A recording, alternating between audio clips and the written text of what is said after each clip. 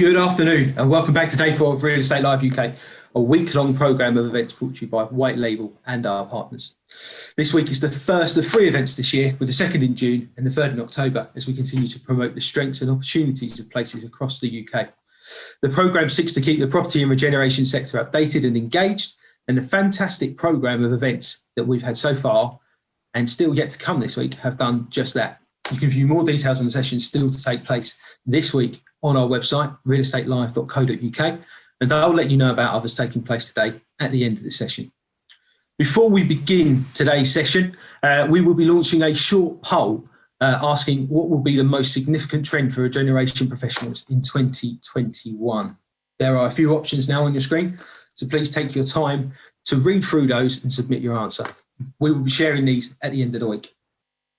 And while you're taking your time to give us your answer, the panel will be taking questions from the audience. So please submit your questions through the Q&A function on your taskbar at the bottom of your screen. And now on to our session, Suffolk, making a claim for post-COVID investment. Within commutable distance to London, its stunning seaside towns and a number of quaint market towns make Suffolk a perfect destination for homeowners and those looking for a break from city life. But what needs to be done to entice businesses to move to the area, drive growth, and steer the region to new heights post-COVID-19 and Brexit? How will improved infrastructure help bring prosperity to the region? What can the county do to bring in new investment, development, jobs, and skills? How can it maximise on its strategic trunk road in the A14 and the Port of Felixstowe, the largest port in the UK? Luckily, we've got a panel of leading figures who can help us discuss these issues and help us all look to an even brighter future for the county. I'm joined this afternoon by Julian Munson, Head of Enterprise Zones and Innovation, New Anglia Local Enterprise Partnership, Sir Chris Howarth, Chairman of Gateway 14 Limited, Kelly Busey, Centre Manager of the Epicentre in Haverhill, and Paul Clement, Chief Executive of Ipswich Central. So, first question to you, Julian. Enterprise Zones, no doubt going to be a key player in driving growth post-COVID-19. How is New Anglia positioning Suffolk and its Enterprise Zones as a place for businesses to relocate or even start up as lockdown begins to ease? Yeah, thanks, Callum, and good afternoon, everyone. So Suffolk, as everywhere, has been impacted by COVID-19, but we see light at the end of the tunnel. We're very optimistic about our opportunities, I think, for future commercial growth. We're extremely fortunate in having some assets of national importance. You've touched on the Port of Felixstowe, UK's busiest container port, where we've got centres of excellence such as Adastral Park, BT's Telecoms Research and Development Centre, largest in Europe. We are the epicentre of the growth in offshore wind, nuclear, clean energy. And at the other end of the county, we've got the growth of Cambridge and links into Oxford and London as well. So I think strategically we are extremely well positioned in terms of our geography, but we're very focused on our growth sectors. And the New Anglia Local Enterprise Partnership, we cover Norfolk and Suffolk. But with respect to Suffolk, we've got a very close and healthy working relationship with our local partners in the local government, but also within the private sector as well. And so our focus going forward, and our strategy going forward, is very much around those growth opportunities, those growth sectors: clean energy, ICT, digital, agri-food, logistics, advanced manufacturing, and also tourism as well. It's a great place to live and work, but we can attract people here, we can attract businesses here as well. And the enterprise zones are a key part of that strategy. So there's 16 commercial sites across Norfolk and Suffolk. For Suffolk, there's a big focus on the A14 corridor, where we have 6 main sites along that corridor, and a big focus around sector development and innovation as well. And the thread that runs through all of this, Callum, is clean growth. Suffolk has already positioned itself as one of the greenest, cleanest counties in the UK. But going forward, we are very committed as a county to the drive to net zero. And that clean growth agenda is going to be important to us going forward as we emerge from COVID-19 and also transition from the EU. So we're very focused on those businesses and those opportunities that present themselves for clean growth and innovation, with a big focus on those key commercial development sites around our enterprise zones. So that's where we're coming from a Suffolk perspective, from New Anglia there. Fantastic. Thanks very much, Julie. You've picked up on some great topics there. We're going to lead into our next speaker, Chris. Located on the A14, as we've already said, it's a strategic trunk road due to its links to the Port of Felixstowe. Gateway 14 has great potential to bring in new business to the county. What do you think the business park and specifically its location sort of offers over competitors elsewhere in the country? Well, I think you're right. Good afternoon, everybody. It's Gateway 14 is 160 acres. It is a superb location. It's right next door to the A14, immediately there. And we're looking to build a high quality business park with a range of occupiers and high value jobs. I mean, I think what's perhaps interesting to think about it as to its strength is that there's been because there's no doubt about it that part of the range of occupiers there will be logistics. As I say, we're also looking for innovation and high value agri-tech jobs as well. But from the logistics sector, the model is changing. The model for many of the occupiers was one major distribution centre in the Golden Triangle in the Midlands, and then with various other small distribution centres around the country. That is changing, and I'll talk about some of the reasons behind that as well. But they're now looking at probably one or two other major distribution centres around. And actually where we are in Stowmarket in Suffolk is a great location. Felixstowe is a very, very important gateway into and out of the country. So being close to that is very important. So that has been really highlighted by a number of the occupiers coming into the region. I mean, as I said before, we're looking at obviously at the logistics sector as being a big sector for Gateway 14. We're also looking at innovation hubs, and Kelly, of course, will be talking to us more about that shortly, but certainly the agri-tech business and those sorts of businesses as well. And it's interesting what Julie was saying about net zero. Is we can have a big focus on sustainability. We're looking at a range of energy generation measures on the park. And I think interestingly, as far as that is concerned, the major occupiers are now starting to demand that. And that's because their customers are demanding that. You know, there's obviously there's huge pressure on for sustainability and net zero and things like that. But the big change, as far as I'm concerned, is that occupiers are now demanding it. I think some of the factors affecting what's going on for us at the moment is obviously, first of all, there's Brexit and occupiers looking to secure their position because of that that's going on. COVID has had a big effect. One of the things that it highlighted at the beginning of the pandemic was that in particular retailers who focus on just-in-time delivery, that was a system which that system works when you've got constant demand. But when you've suddenly got people going out and panic buying and things like that, it causes chaos and it can't handle it. So the retailers have realised they've got to have greater stock levels. That means they need more space for them. And of course, the other thing is the online retailing side as well. But just the final thing I want to say is that one of the important things about what's happened at Gateway 14, it's tremendous enterprise by Mid-Suffolk District Council in setting up Gateway 14 to acquire the site. And it's all about that sort of public-private partnership, bringing forward the public sector resources, skills from the private sector. We brought on board JNIC as our development partners who have been developing Suffolk Business Park. They've had some tremendous successes there, bringing in people like Viet for 870,000 square feet.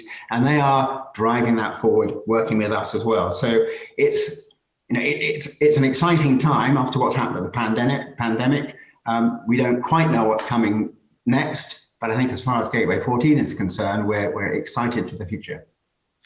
Fantastic. Thank you very much for that, Chris. And Kelly, a location, the Epicentre is ready to bring in new business and has already begun doing that, despite the pandemic.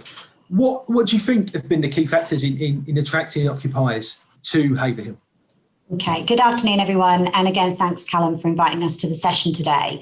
So as you mentioned, the Epicentre is a brand new innovation centre just in Haverhill, which it obviously sits in Suffolk, but sits right on the corridor of Cambridgeshire and Essex as well, which I think when we're talking about the region and what we can do for Suffolk comes quite important for us, because we kind of hook ourselves a bit with Cambridge because of the science park and the respect it gets across the UK nationally. And that's important for us. But I think we're here today to promote Suffolk. And I think it's important we sit in Suffolk and how we can, leverage some of that of having a new innovation centre in the area. We are part of Oxford Innovations Network. So there's 26 innovation centres across the UK. And there's a real expertise in how to support startups and scale up businesses within those centres. There's three key things I think that are the factors that we are looking to attract new occupiers with us. And that's, we're an out of city location, which before that might have been something that wasn't as attractive. But I actually think that post COVID will become more of an attractor, because maybe people won't want to venture back into a city centre. And the reason that's important for us is that we are surrounded by green space here with some brilliant views, a really, really nice location. And we have ample parking. Our prices are competitive because we don't sit inside Cambridge itself. We're out on the outskirts. So we kind of have that benefit of being in Suffolk and the greenery, but real hub of innovation being right here.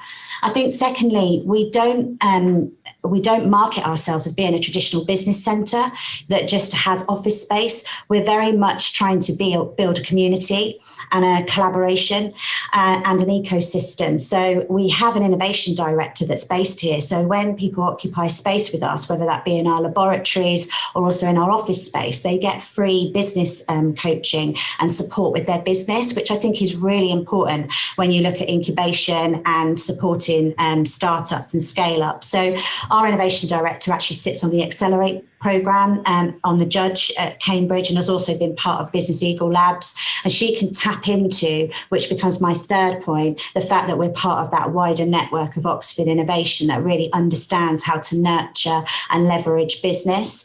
So I think the reason that we've managed to get our occupiers so far is that the science sector at the moment and lab space is under huge demand.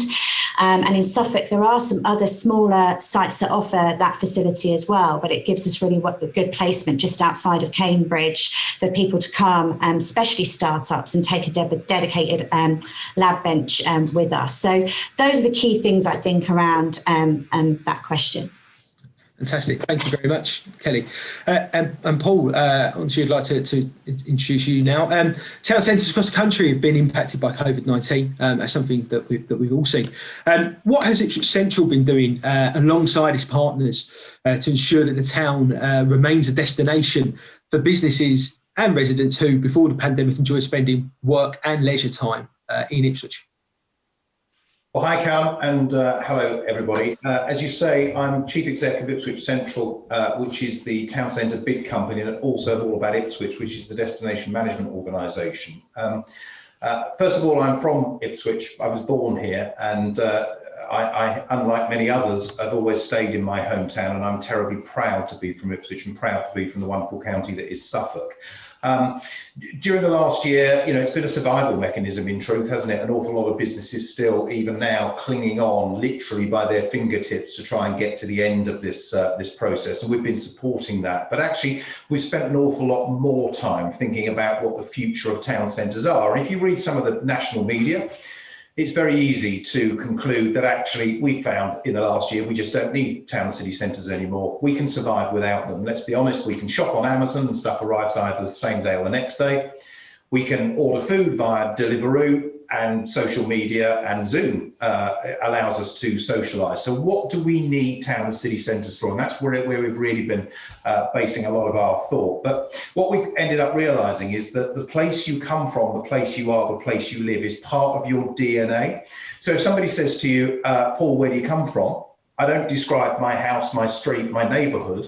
I describe the fact that I come from Ipswich, and the bit of Ipswich that I describe is always the town centre, the city centre. So it is deeply rooted within us, the importance of place. And the big shift, I think, that's happened, and I don't subscribe to the fact that COVID has caused this. I think COVID's accelerated it, but I don't think it's caused the change that's happening on our high streets, is that town and city centres have moved from being entirely functional places that are based on the need for transaction. I need to buy something, I will go to my city centre, I will pay and walk out with goods. That's gone. We know we can replace that now. So the future of town and city centres is based on a much more emotional view of, they will be less about retail, but they will be more about us wanting to be there, and what is it that inspires us to want to be there. So in Ipswich, for example, we have only got 12 to 13% of our units, retail, leisure, hospitality, vacant. So we're below the national average. But the big opportunity for us is that if you look around the city centre, the town centre, probably 40% of the overall available floor space is vacant. So we need to find different ways of using that. And we'll be announcing early in March some distinct plans alongside our partners for how we do that. And it will be completely bottom up. Historically, fill a space with the biggest building that you can, build a shopping centre, stick a large anchor tenant in it. Life is wonderful. It takes care of itself, doesn't it? Well, no, it doesn't anymore. This is about how we want to use our spaces. We know that people want to live in town and city centres. We know that people want town and city centres to be sustainable, and we know that they're going to work in different ways. So in Ipswich, we're lucky. We've got a strong leadership network, which is called the Vision Board. Julian and his colleagues sit alongside us and others on that, and we'll be announcing some plans in March that are a wholly different kind of town centre. Fantastic, and thanks very much for that, Paul. Look forward to hearing more about those plans next month. Just to remind the audience that there is a Q&A function. We have had a couple of questions coming in, so if you do have anything you'd like to ask of the panel, please use the Q&A function. Just going to go into the first question, which has come in, which asks, what is Suffolk, particularly the Let perhaps, but we can open this up to the panel as well, doing to promote itself to national and international investors and make itself stand out from the competition? Thanks, Callum. That's a great question. So we launched a new campaign just 18 months ago called Norfolk and Suffolk Unlimited. So it was a new brand campaign to basically reposition Norfolk and Suffolk as an attractive destination to both international investment, but also investment from within the UK, companies looking to maybe decentralise from London or expand into this part of the world and to benefit from some of the growth sectors I mentioned earlier. So that campaign is used through the Department of International Trade as well. So there's a kind of an international reach through all of the UK overseas offices. So a lot of our inquiries are coming through that global network at the moment. And it's really interesting, even with the last sort of 8 to 9 months, the situation we've been through, there's still been a healthy pipeline of international interest in places like Suffolk, which we're really pleased about, obviously, but partly surprised about because we thought that the kind of pipeline would have dried up. But there is strong interest. And I think it goes back to the point I was making earlier. We have some real competitive advantages in some key growth sectors. You know, clean energy, we are the UK's leader for clean energy, not least our kind of offshore wind farms being developed at the moment, but also new opportunities in nuclear and hydrogen going forward. So companies around the world that are interested in the energy sector need to be knocking on our door at some stage. So part of our brand campaign is actually not just to paint the picture of a really fantastic place to live and work. And like Paul, I'm from Suffolk as well. I'm Suffolk born and bred and very passionate and very, very pleased that I'm from here. I actually moved away and then got pulled back to this county because I know it's such a fantastic place to be. So those kind of messages about lifestyle are very much part of the campaign. But at the end of the day, businesses make decisions and that commercial decisions based on commercial opportunity. And I think we stand up against any place in the country for our clean growth sectors at the moment. And so our campaign is very, very much based around those commercial opportunities. Fantastic. Thank you, Julie. I don't know if anyone else would like to come in and... Yeah, can I come in there? Certainly, Chris, yeah. I think I ought to just declare my credentials as well. I was also born in Suffolk, and again, I moved but I've moved back, so I feel I can I can claim that I'm returned. I mean, I think the important thing about attracting national and international interest is getting the message out there. I mean, as far as Gateway 14 is concerned, we use agents to get the message out there for us. And they work very much on a national and international basis. But of course, the important message is that, you know, we're here to do business, we're open. And so things like the enterprise zone, which Julian is promoting, there's the Freeport bid, which is in conjunction with the very important Port of Felixstowe, which Gateway 14 is a part of. These are all about making it easy for occupiers to come here.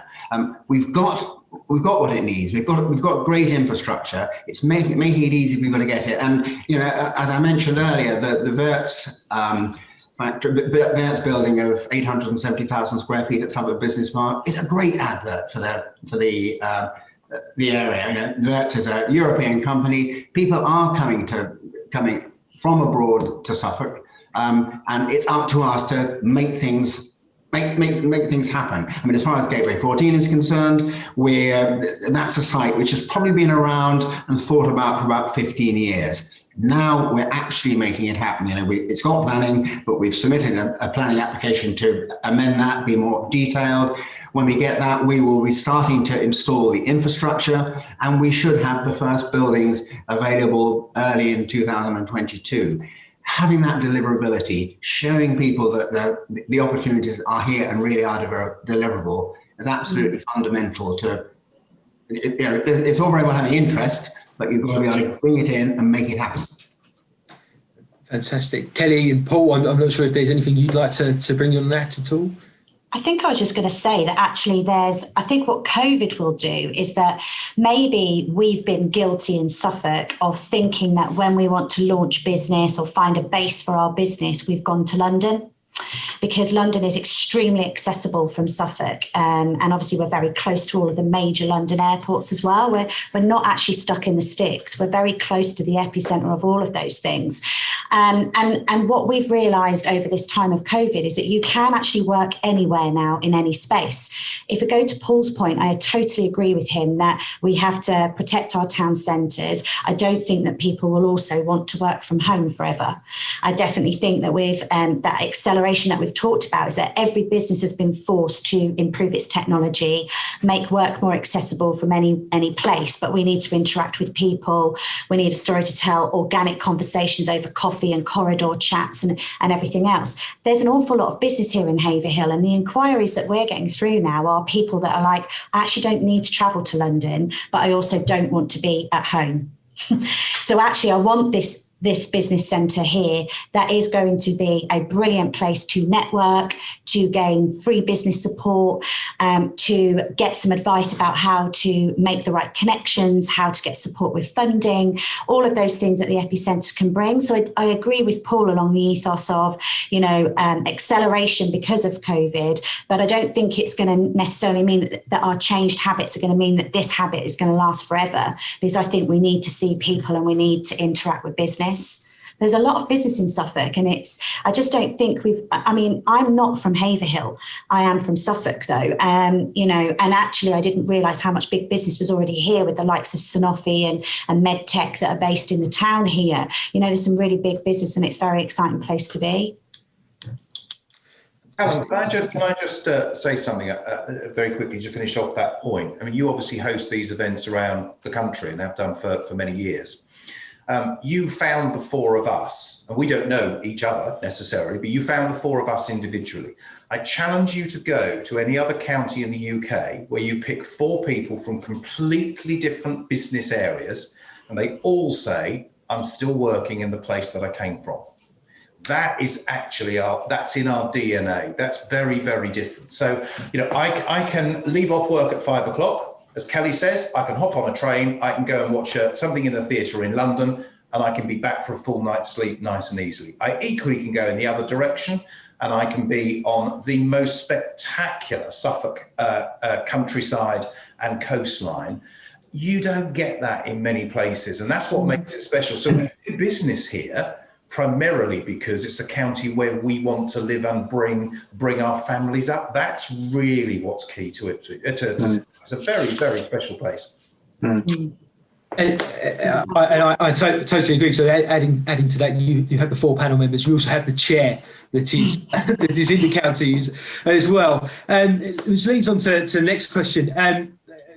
Many people looking to adjust and put more focus on their work-life balances as a result of the COVID-19 pandemic. How does the county make the most of what it has here in its towns, its countryside, its coastline, and the amenities in order to bring more people and businesses into the area? Who do you want to go to, Callum? Whoever would like to go first. Paul, would you fancy it? Well, okay, let me just pick up on the point that I was making, because it partly answers your question, I think. I mean, we think there's a big opportunity for Ipswich in the sense that people's work-life balances will be different. We know that people are going to move to a more hybrid form of working, partly from home, partly from the office, okay? If you look at what's happening in residential estate agency at the moment, what estate agents are saying is where there are transactions taking place on housing, it is tending to be to a high proportion of people moving away from necessarily London, their place of work, knowing that they can move out for cheaper house prices and they're going to be commuting in slightly less. What a golden opportunity for Suffolk that is. We think that's a huge opportunity for Ipswich. So, I think things are going to change. I'm personally not a great advocate for we will all be sitting at home working in front of screens for the rest of our lives. And I've got to be perfectly honest and say, if that is the future working life, that ain't for me. Does anyone else like to come in on that question? Yeah, I could just add to that as well, Callum. I agree totally with Paul and what Kelly was saying as well about we don't all want to continue to work from home. We want to possibly go back to a kind of some sort of blended hybrid model. And as we've all articulated, we're all very fortunate to live in a really beautiful county. I mean, I live in the depths of rural Suffolk, actually not that far from the coast. And I feel very blessed to be able to just, come home from work in the summer and go to the beach and walk the dog, and people are just amazed sometimes at the lifestyle that we have, but we sometimes take it for granted, perhaps. I think maybe a bit too much. But I do think we're going to see a stronger interest in people being connected to their local communities coming out of this. And I think for some of the rural market towns, I think it's actually an opportunity for them to reposition themselves to maybe create more of these kind of innovation spaces, collaborative workspaces within some of the smaller towns. We've seen it happening in Haverhill, which is one of the larger towns. But there's places like Stowmarket, where you've got the Stowmarket Innovation Labs, which is doing incredibly well. It's another kind of collaborative workspace where entrepreneurs, startup companies, established businesses can come together in a kind of a collaborative space and actually focus on, and it's not just about digital ICT, it's actually a range of sectors, it's businesses across different sectors. But I think the common thread is that they're all innovative companies, and I think there's a real opportunity to kind of tease out some of these kind of creative digital entrepreneurs, innovators from their back rooms, and to bring them together and build these communities around some of these rural centres as well as places like Ipswich. So I'm quite optimistic about that, and I think there is a role for organisations like the LEP and local government to try and help facilitate some of that. It might require some investment, some collaborative projects with the private sector to make some of those happen as well. So I think it's going to be an interesting few months and years ahead. Fantastic. Thank you, Julia. Chris and Kelly, unless you'd like to take the question, I'll move on to another one that we've had come in, which sort of looks at the national level. What is there one overarching sort of issue or theme that could be addressed to improve Suffolk's recognition on a national level? Sort of looking compared to maybe the Northern Powerhouse and those sort of branded names. Is there anything that the county and could do from a leadership point of view to sort of kickstart that recognition at a national level? Do you want me to just try and tackle that one first? Yes, if you could, please. It's an extremely important question, but one without an easy answer, unfortunately. So I think all of us who work in this space and Kelly, Paul, and Chris, we've worked together in different partnerships in some shape or form, all trying to do the same thing, the best for the county, to kind of present and amplify our positive messages. And I think, I welcome the opportunity to do this today through this forum as well. But there's no one easy answer to that. I think it happens through a multitude of channels. It's partly about conversation with government and getting government to recognise the opportunities here, but also some of our issues as well that we might need some government support on to help us raise that profile. It's also about using our network of business ambassadors. We've got some fantastic companies here, some bigger corporate companies, and Kelly's touched on this as well. There's some big corporates that are in places like Haverhill and Ipswich and Bury St Edmunds, Stowmarket. They could actually help us also with that kind of ambassadorial work to kind of profile not only their business, but also profile the location at the same time. And then I think there's a role for local government and organisations like the LEP to have a consistent and coherent set of messages that we're all amplifying through different channels. And it could happen through different, perhaps, real estate events or sector-focused industry events, whether it's within the UK or overseas. So I think for us, it's actually about having a more strategic, coherent approach to doing this. We're not there yet. And I do think we need some help to try and get that message across, that this is the place that people should be looking at in terms of future opportunities and future commercial growth. And anything we can do to kind of help amplify that, we would be very welcome to talk to people to help us on that journey. Yeah, I absolutely agree with that. I mean, you're right, Julian. There isn't any sort of magic key that one can turn to make this happen. It's a whole range of things. And really, coming back to what I was saying earlier, it's been welcoming to businesses coming to the area. And we've got lots of things that we can celebrate. Because one of the reasons that some of the big shed people in the Midlands are having problems is because they can't get the employment. We've got great employment workforce here. Those sorts of things. Of course, there is the wonderful countryside as well. It's just making sure that people know that there aren't any obstacles to coming here, because you can imagine an occupier comes to think, right, where am I going to be? I could look in Suffolk, or I can look elsewhere. Now, if I look at the range of things I need, whether it's employment, infrastructure, land, buildings, whatever it happens to be, and if they find one of those that doesn't work, but somewhere else they got all four of them, it's a quick decision for them. Right, we'll go elsewhere. So it's just making sure that all our ducks in a row, everything is in line. Of course, as Julian says, talking to government, making sure that people are going to look at us in the first place, but getting all those things in line and making it easy for businesses coming in. Because when you get a big business coming into an area, people say, right, okay, well, that's going to be creating jobs. But of course, what it's also doing, it's creating a lot of work for other local businesses as well, because there are businesses which cluster around new businesses that provide services to businesses. For instance, the Gateway 14, I mean, we're building a business park. Well, it will need landscaping contractors and various other things, quite apart from people who are involved in actually building it, and local building companies, that all of these things have such a great big spin-off that it's hugely important to the area to make sure that everybody's aware that there aren't obstacles to moving in. I think I've got a couple of points to add on that as well, Callum. And I think when we talk about national, I think we'd be really naive today if we didn't have a discussion about Suffolk and talk about infrastructure and transport links. I mean, it is our Achilles heel. So as much as we are a brilliant rural destination, we're known to be a rural destination, but, we don't have good links. And I think that in future, and as business goes on and net zero and all of these things that we talk about, we don't want to rely on a car to get to some of these important destinations. So that's one thing. I think it'd be really naive not to bring that up today. I think the other thing is that we've upped our game. So where do we get new business from? Has to be from our universities. So as I mentioned before, we're leveraging ourselves off the back of Cambridgeshire and Cambridge unis, but there is also the University of Suffolk in Ipswich now, which has massively upped its game and is becoming a real international contender, which then will bring us new business into an innovation centre like this, where we can, introduce startups and businesses through that way. And also think we need to think of ourselves of East Anglia. On our own as Suffolk, when you start to then adding Essex and Norwich and Cambridge into the cluster of East Anglia, there's a huge platform with which for us to promote ourselves in, not just nationally, but internationally.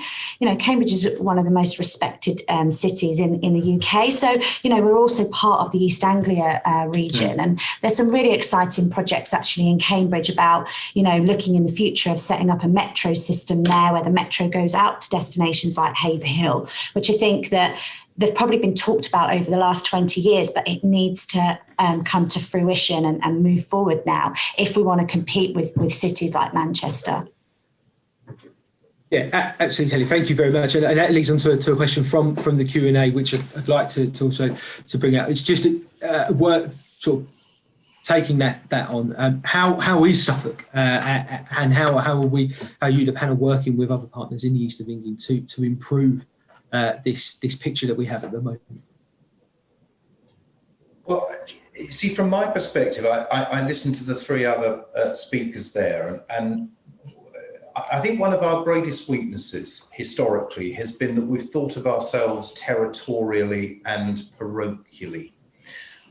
So Suffolk is Suffolk because it isn't Norfolk. Norfolk is Norfolk because it isn't Cambridgeshire. And we need to think beyond that. I mean, people coming and doing business or people visiting, they don't see political and county divides at all. They just see areas of interest. They see places which isn't boundary specific. So picking up on what Kelly was saying, if I was wanting to describe myself as being from Ipswich, am I Ipswich in Suffolk, Ipswich in East Anglia, Ipswich in Anglia, Ipswich in New Anglia? Or God forbid, as we tailed into tier 3 just before Christmas, Ipswich was described as being in the east, which included Luton. Now, I've got nothing against Luton, but what the hell has Luton got to do with Ipswich? It's absolutely nothing to do with it. So actually, we need to look at it again and think, where do we want to be part of? I want to be part of Norfolk and Norwich. I want to be part of Cambridge. I definitely want to know that I'm only 50 minutes away from London. I want to know that I'm 50 minutes away from Stansted, and I want to know that I'm the closest county to Europe, irrespective of Brexit.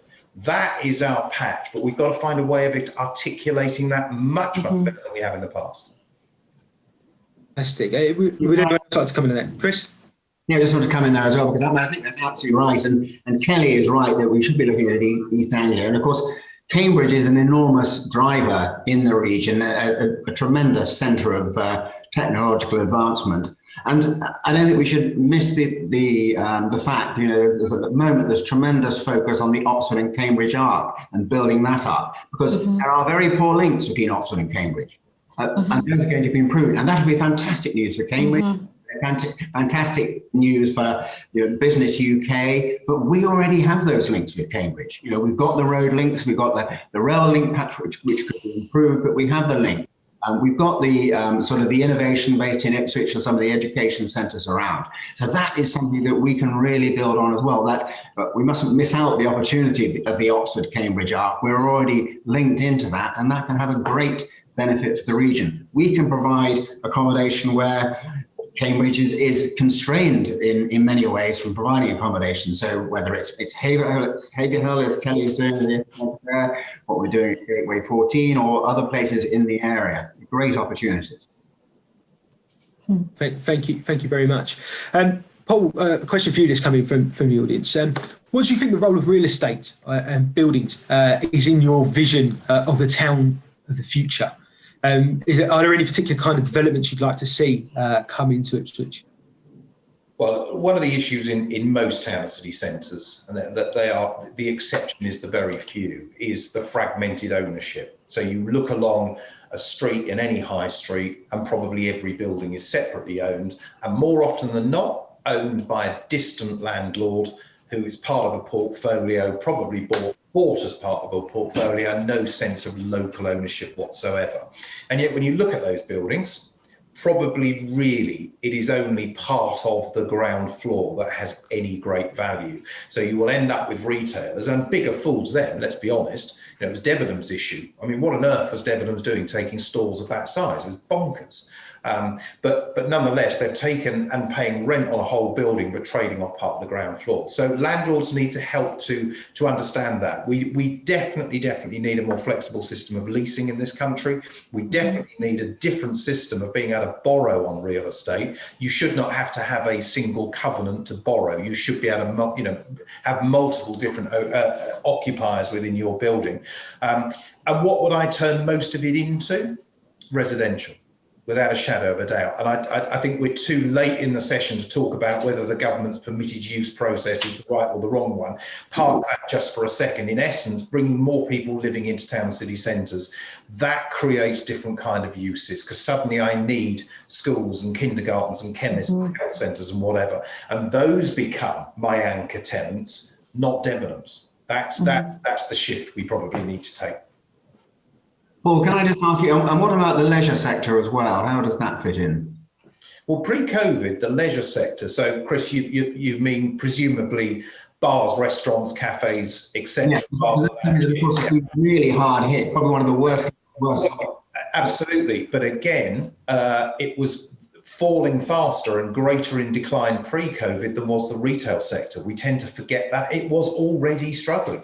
And again, you've got these huge chains that have taken mammoth buildings where they're only trading in the bar on the ground floor just because they want that Zone A frontage. And we've really got to rethink that. But the truth is, more people living in urban centres creates a different kind of demand that is eased out over 7 days. And you won't end up with it in the end with these hollowed out city centres where all the shops, all the bars, all the restaurants, everybody closed by 11 o'clock and it's a ghost town. We've got to rethink this, because actually we want to live in town and city centres. Because if I could live in Ipswich and commute to London in my 3 days a week and sit in a space like Kelly occupies and flexi work there for the other 2 days a week, and everything is within 5, 10, 15 minutes of my front door, that's convenience to a gold standard, isn't it? So we just got to rethink it. Yeah. And so the question is then, so how do we deliver it? And, as I was saying earlier, I'm a great believer in sort of the public sector and the private sector working together, the public sector with its assets and resources and everything, the private sector with its skills. How do you see that we're going to be able, because I think it is one of the biggest challenges around what's going to happen to our town centres, rethinking our town centres. How do you see it happening? Okay, well, let me tell you how I don't see it happening, because I'll explain how I do see it happening. I don't see it happening by any reliance on the market returning to a norm. I don't think that's ever going to happen. Do you remember Woolworths going bust like 15 years ago, and eventually the market came back, and that's just not going to happen this time round. So that's the first thing. The second thing is, I don't think you can rely on different owners of properties all coming together to come up with a common plan. So that's how it's not going to happen. How it is going to happen is getting the right players locally. This is about local leadership and creating a playing field where it makes it really easy for people to come forward with those new ideas. So it is the likes of the LEP and my organisation and the borough and the county council and the MP coming together with one clear vision for the place, and then making it really, really easy to invest in. That's the bit that we can do. I also don't believe it's about throwing loads of money at it. I think if you guide the market, you can produce the end result. You don't need to throw multi-million pounds at it, and definitely the future's not retail. Thank you very much, Paul. That's really, really interesting to hear sort of plans for, or what you'd like to see in a future town centre. Next question to all panellists. Julia, I think I'd start with you on this one, if that's okay. What does Suffolk want from the budget next week? Another good question. So look, there's been an enormous amount of money that is going into businesses in Suffolk and has been over the last few months, and we're really appreciative of the amount of support that the government has provided to Suffolk-based companies. What we would like to see, and it goes back to the point about our connectivity, I think more investment in infrastructure. I think that's a key issue for us, that we do need to kind of continue to invest in our transport infrastructure our broader connectivity as well, our sort of 5G infrastructure as well around those key commercial sites. Because let's face it, if we are going forward working in a kind of blended hybrid way, everyone is reliant on, extremely good broadband. And so we need to ensure that we continue to invest in not just accepting super fast broadband, it's getting to the next stage of hyper fast and beyond. So I think, we would like to see recognition and further investment in some of our infrastructure to enable some of these developments we've talked about today to really happen and to accelerate. Fantastic. Thank you, Julie. Chris? Well, I think actually going back to really what Paul and I were talking about earlier, I mean, one of the enormous imbalances at the moment is what's happening in retailing. And if you're a retailer with a shop in the high street, you've got business rates, you've got various other things, and it's a very, very uneven market at the moment. So online retailers don't really have any of that. Now, I'm not suggesting how it should be done because I'm not an expert in that field, but I do think that we need to have some levelling up of the playing field to ensure that retailers, high street retailers, are able to compete, at least in terms of cost, against some of the major online retailers who have a considerable advantage at the moment because of the way the system works. Thanks very much, Chris. And Kelly? I think that we're all expecting an extension on a lot of the great schemes that the government put in place, because we can't, say they haven't done a good job with furlough and everything else. I guess, here at the Epicentre, we sit on the enterprise zone, and that was part of a 5-year plan. We opened on the 2nd of November and it expires on the 31st of March. And the trouble is that all the resources have been focused on everything COVID, but not thinking about the future and how we support business to get off the ground. So if we don't take the quick wins like that and gives really quick and easy rate reliefs, to encourage people to come back to an office setting that's more than just an office, but it's a community and it's collaboration and it's network and it's business, then, we would have liked to have seen that happen. I'm not sure it will, but we would have liked to have seen that happen. Thanks very much, Kelly. And finally, Paul.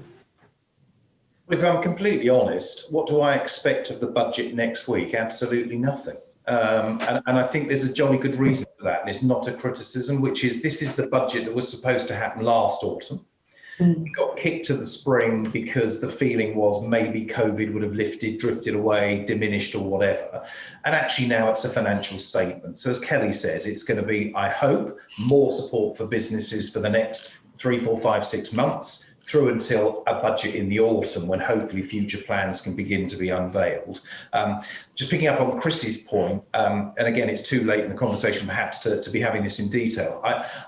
I have never been convinced that a digital tax solves the business rates issue, which is indeed what Chris was saying. A digital tax helps to even up a playing field, but it does not excuse the fact that business rates is a massively outdated system that needs radical reform.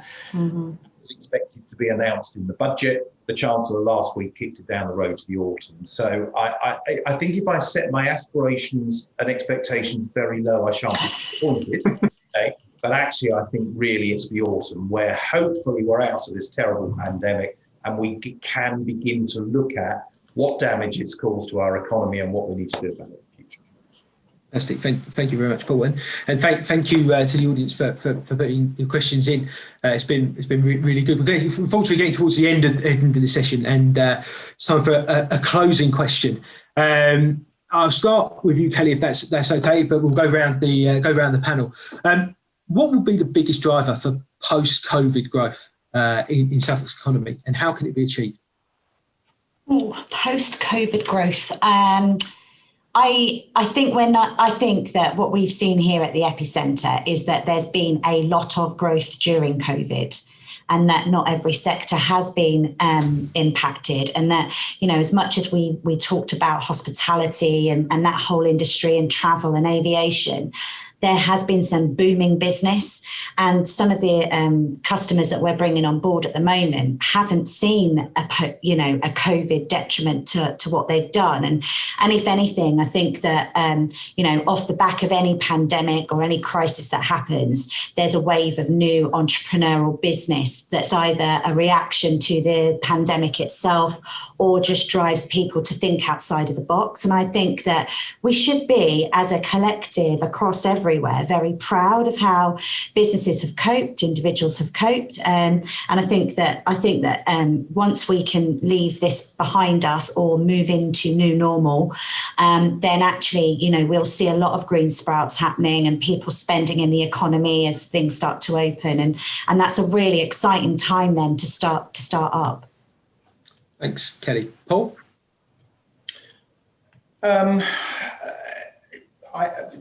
What am I personally looking forward to as a result of this? Because I think part of it is what we're looking forward to as business people, and partly what are we looking forward to as individuals socially. And we are social animals. More than anything in the world, I'm looking forward to just getting back to a sense of social normality. And actually, for me, the signal to that is going to be nothing the government says particularly, but the fact my local pub reopens. That to me is, that's a sign I'm possibly closer to the light at the end of the tunnel here. But I think, what we've learned in Suffolk is that we are a very close community. We've looked after each other very well. We have got great services here. We're very lucky about what we have on our doorstep.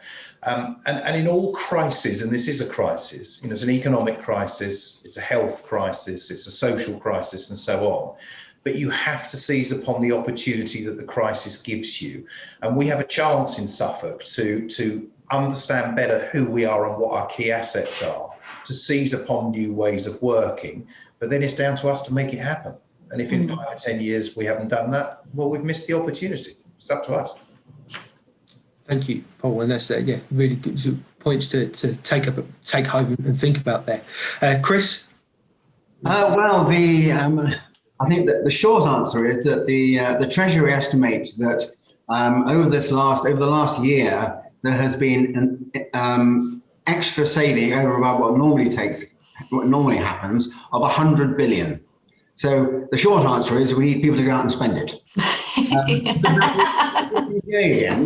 can look at the figures, you can look at what's happened over the last year and say, well, the economy has shrunk by 10% or whatever. One sort of encouraging sign is that after the first lockdown, things did come back quite quickly. It was a V-shaped recovery. Now, if people can go out and get spending again and get operating their lives normally again quickly, that is what will bring things back. But of course, the danger is that the uncertainties that we have in that is what's going to happen to some of these businesses who have struggled so hard over this pandemic. And while some sectors haven't been hit hard, some sectors have been hit very hard indeed. What will happen to unemployment? Once the furlough scheme disappears, will a lot of people then become unemployed? Because, of course, that will stop them from going out and spending the money. But I think, to me, yes, the key is that people need to go back to where they were, spending some of that money they saved over the time, if they're lucky enough to be in a position to have saved it, and that will take us out of it. Whether that will happen smoothly or not is very, very difficult to predict. I'm certainly not brave enough to predict it, and it remains to be seen. Thank you very much, Chris. And Julian? Yeah, I think Kelly, Paul and Chris have made their points extremely well, actually, and I agree with all of that. I think there's two extra things I wanted to add. I think for those that are watching this and they haven't yet booked their UK holiday, forget Cornwall, come to Suffolk. It's a fantastic place to spend your money here. You'll have a great time. The second point is go have a serious look at the commercial opportunities that are ahead of us in and around Suffolk. And the sectors that we've touched on today, and I will come back to the energy sector because that one will expect £138 billion worth of capital investment in the east of England between now and 2050. So our drive to net zero as a country will be largely dependent on places like East Anglia investing in that energy sector, renewable energy sector. And if a business is kind of thinking about, well, that's not for me because I'm not in the energy sector, there's so many parts of the supply chain that feed into the energy sector, whether you're a digital ICT company, whether you're an engineering company, whether you're a company that makes sandwiches that might support the workers building Sizewell C power station. There's a whole network of opportunities in terms of commercial benefits to local companies. And so I think I would actually look at what the forecast is for the investment pipeline for these bigger projects that are coming into East Anglia over the next 10, 20 years. That's where the commercial benefits will be. And I think that's where we'll see a lot of the strength of our growth coming from over the next few decades. And so we're, like I said, right at the start of the conversation, we're very optimistic about the future here, because I think there's enormous, significant benefits to being here in Suffolk. Fantastic, Julian. Thank you very much. Panelists, so Julian, Chris, Kelly, Paul, thank you very much for your time this afternoon and providing some great insight into the county of Suffolk and how we can all work together and look to an even more prosperous future. Tomorrow, despite it being our last day of the February edition of Real Estate Live UK, we still have a bumper day of events, all of which are free to attend. Tomorrow's sessions will see us visit Waltham Forest, look at the future of cities, welcome a new era of construction, discuss the future for British independent businesses in 2021 and beyond, and also take an imaginative approach to placemaking in the post-COVID world. More information can be found on those sessions by visiting realestatelive.co.uk. Thank you once again to this afternoon's panel for taking part in the discussion, and to you, the audience, for joining us. We look forward to seeing you soon, be it tomorrow or when we return later this year. Thank you and goodbye.